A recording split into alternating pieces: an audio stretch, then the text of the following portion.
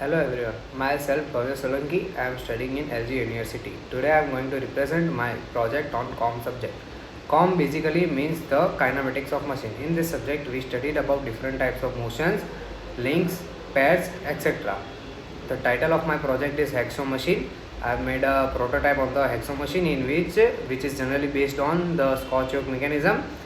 This mechanism, the main aim of this mechanism is to convert the rotating motion into reciprocating motion or vice versa. This mechanism consists of 4 links, 2 turning pairs and 2 sliding pairs.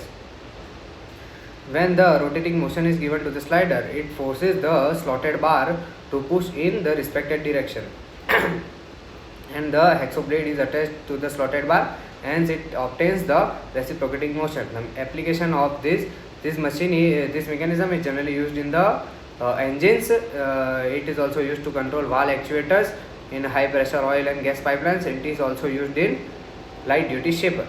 Thank you. Hello everyone, myself Bhavya. As you can see, this is my project. My project title is Hexo machine prototype. It is based on simple Scotch yoke mechanism.